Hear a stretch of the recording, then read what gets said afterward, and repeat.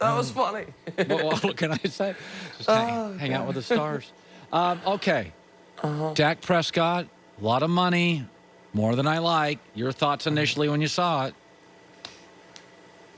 It's the best contract any player's ever gotten in NFL history. And I do wonder how it will affect. You were talking about Lamar a moment ago. If I'm Lamar, or if I'm Josh Allen, or dare I say on this show, if I'm Baker Mayfield, the next crop of quarterbacks who are going to get paid, what teams have always been able to hang over the head of those quarterbacks they want to extend is, well, you know, if you don't take this extension, we can always just wait you out and franchise tag you. And I think now you've got, well, Kirk Cousins got franchise tagged and got nothing but guaranteed money. He's the 13th best quarterback in football, and no quarterback's taken home more cash over the last 6 years, if you include this upcoming season, than Kirk. So that worked out. Dak Prescott got franchise tagged. He's probably the 9th best quarterback in football, and he's going to make $75 million cash this year and never be able to be franchise tagged again. That was the sneaky important part of the deal.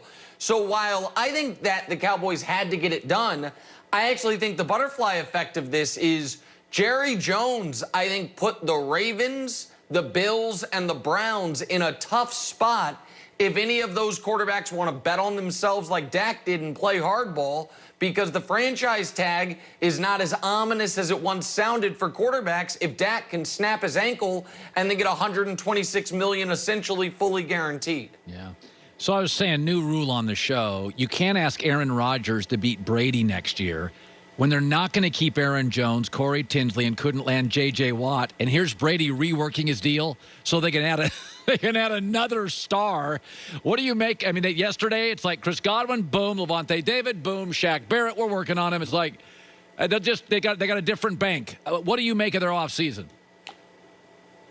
So I think you're asking me about the Packers. If we're asking me about the Bucs, I can answer that later, I guess. The Packers. Let's do the Bucs first. What do you make of their aggressive offseason? Okay. The only part of the Bucs offseason I don't understand is this.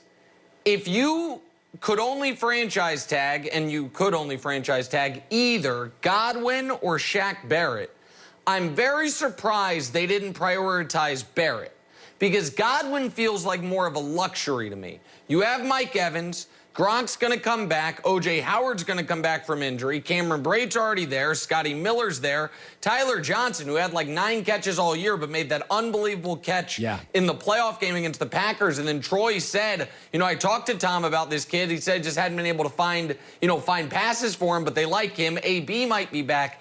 I thought Godwin was more of a luxury, and I thought Shaq Barrett was more of a necessity. Now, I know there is some belief that Shaq Barrett, you know, they're going to get something worked out. But Shaq Barrett's been in this league 7 years. He was undrafted. His first 4 years in the league, he made a combined $1.9 million. He has 2 rings and $25 million in career total earnings. That strikes me as the type of player that's going to take the most possible money, and he's going to hit the market. So I think it's been a good offseason. The Lavonte David contract's great, and obviously Brady's helping him with cap flexibility. But, Colin, I'm a little surprised that they're opening the door to Shaq Barrett leaving when their other major pass rushers, I mean, JPP's 31, Ndamukong Suh's 32. Like, I thought they would have tagged Shaq Barrett. So I want to see what happens there. If he signs a long-term deal, then it's an A-plus offseason. If he doesn't, then I do wonder about the Godwin-Barrett decision. It is, and let's go back to the Packers now, because I do think Aaron Rodgers can be prickly, but he's got to be looking at this thing in New England, or excuse me, in Tampa, and just going, you want me to beat that? We can't even keep Aaron Jones. And I'm supposed to beat that. We won't keep my Pro Bowl center. Is there a solution for Green Bay? Well, I don't know if it's quite a solution. And the one thing I'll say on Aaron Jones is I think it's possible they do keep him. I think the franchise tag number for running back's $11 million. Maybe they think they can get him for 3 years, $27 million with like 18 guaranteed, something like that. So I don't know if he's quite out the door yet, but they certainly opened the door to him leaving. But I heard you saying, Colin, the Packers need to put on, I think you said some leather pants and unbutton their shirt down to their navel. Yeah. And I don't know if you were being literal or figurative there, but I know a guy they could acquire who I would imagine has some leather pants, and I think very often wears his shirt unbuttoned to the navel. And that's Odell Beckham Jr. You don't want him in Cleveland anymore. No. You got the 28th pick of the draft. You've got Lavonte Adams.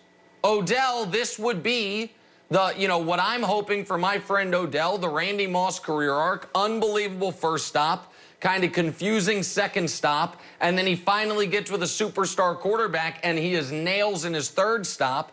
I think Cleveland needs to prioritize their secondary in the draft, and they need to add draft assets to do so.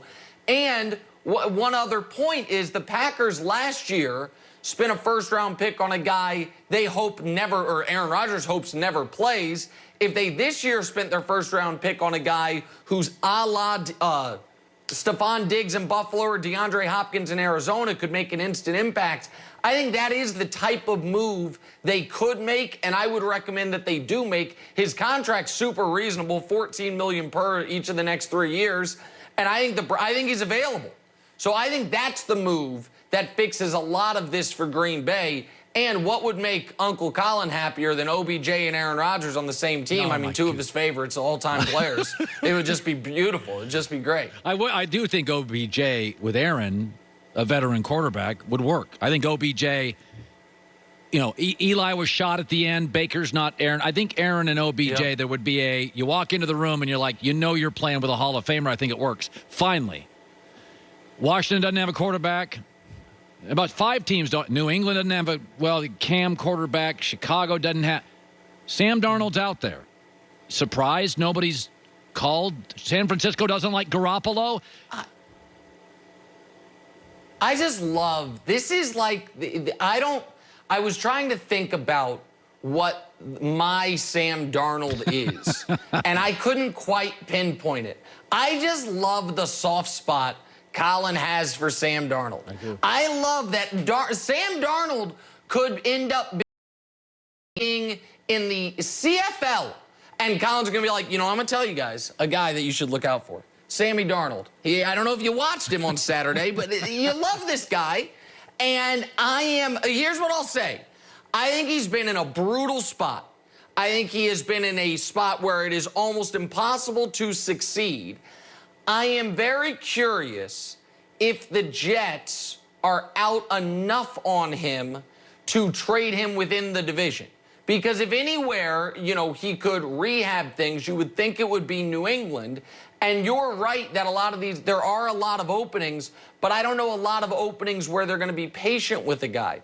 I think New England would be fascinating for him. I also think that the better move for Pittsburgh would have been to just cut ties with Big Ben. I know it's not what they wanted to do, and they didn't do it.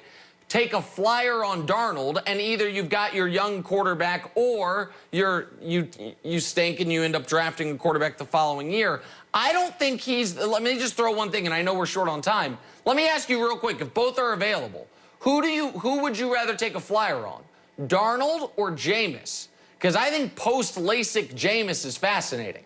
I think Jameis with his eyes fixed might actually have something there, and he's available without a trade. Like Jameis, I'm interested in. It's a good. I'd take Darnold. Maturity with Jameis I thought he was. Not quite there. But I've also said this. He was hella productive. It's never been a production issue for him. He throws for a bazillion yards. He just every other pass is a pick six. That was good. No, that was good. That was a good question. A very good job today. Kind of grilling me. I can take it, of course. But I'll rethink my Darnold positions. You can take it. Who was the owner? Tell America who was the owner.